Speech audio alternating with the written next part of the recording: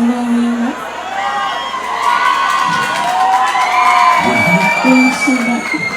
Which let the child and the fire of the joy of the back. Prima, I see you. How you feeling, Prima? Yeah? I want somebody to tell me something today, but she's not here. Where is she? Yeah? Hey! Hi. Make some noise for the queen!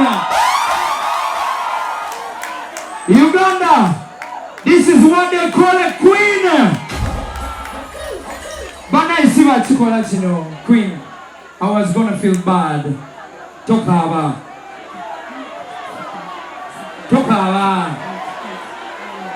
You don't know what it means. Yalinya moto kasawa 10 mwezi kumacha. To bring me a song she did for Queen Sheeba. Queen, I've done my part. Hello, it's me.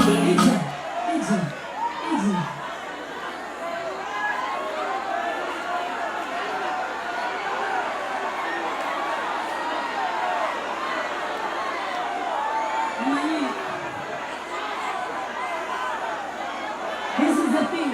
What's your name, baby girl? What's your name? Queen the lover. That means she is the lover of the queen. And the queen loves you too, girl. Nice meeting you. What would you? Or is that 2 meters? Yeah? Another interview. It was beautiful. I want to remember. You know, keeping the goal. Mama Twala. Kanani, mulinem katuli. Tuyinza kuba mukumi muziki nga temuli mucha makulu kyetukola. Katika tuweko moment ya makulu ntono nnyo. Si wakiri. I'm here to empower women and youth. Okay? How old are you? 17. She's 17. Banange woba tewamuzaala tewakana. Boba tewazaala mwana ono emyaka gyebireke. Kati omwana ono agambye ali 17. The age is not the issue. Esinga obukulu omukyalo ono ayinza okuba alina kyayagala okungamba. Alina kyayagala okungamba.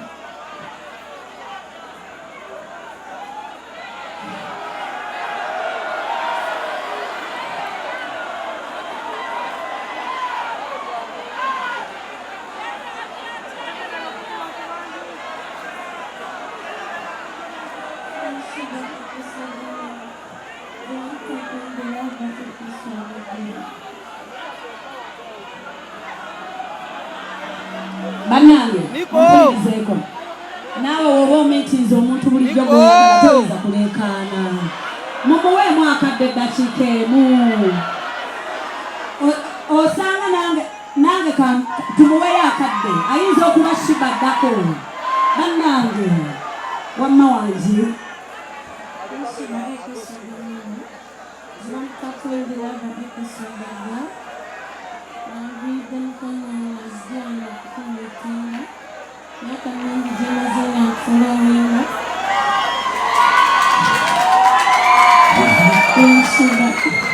Which let the child and the fire of the joy of the back. Wansanze era ngenda kuwa omukisa ogenda kufuna enamba ya tiimu yange bakubireko twemeetinge nga tetuli ku stage ndabe eddala kikyenyinza okukolera akatono nnyo kenyinza okuyambako nja kukola.